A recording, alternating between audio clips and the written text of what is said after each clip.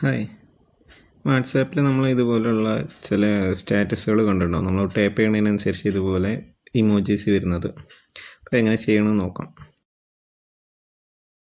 വാട്സാപ്പിൽ നോർമലി നമ്മൾ സ്റ്റാറ്റസ് ഇടുന്ന പോലെ അപ്ഡേറ്റ് സെക്ഷനിൽ പോവാം. എന്നിട്ട് ആ പ്ലസ് എന്നുള്ള ചിത്രം ഉണ്ടല്ലോ, അതുമ്മേ ക്ലിക്ക് ചെയ്യാം.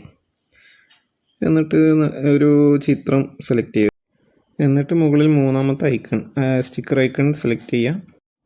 അതിൽ റിയാക്ഷൻ സെലക്ട് ചെയ്യാം. അപ്പോൾ ഇതുപോലുള്ള റിയാക്ഷൻ വരും. അതിൽ നമുക്ക് ഇഷ്ടമുള്ള ഇമോജി കൊടുക്കുക. ഞാൻ കാറ് സെലക്ട് ചെയ്തു. ഡൺ കൊടുക്കുക. വീണ്ടും സ്റ്റിക്കർ ഐക്കൺ, പിന്നെ ഫോട്ടോ സെലക്ട് ചെയ്യാം. ഇതിൽ നിങ്ങൾക്ക് ഇഷ്ടമുള്ള ഇമേജ് ഇതൊന്ന് സെലക്ട് ചെയ്യാം. ഇമേജ് സെലക്ട് ചെയ്ത് കഴിഞ്ഞാൽ നമുക്കിതുപോലെ സൂം ചെയ്ത് ഒന്ന് അഡ്ജസ്റ്റ് ചെയ്യേണ്ടി വരും. അങ്ങനെ സൂം ചെയ്ത് അഡ്ജസ്റ്റ് ചെയ്യുന്നുണ്ട്.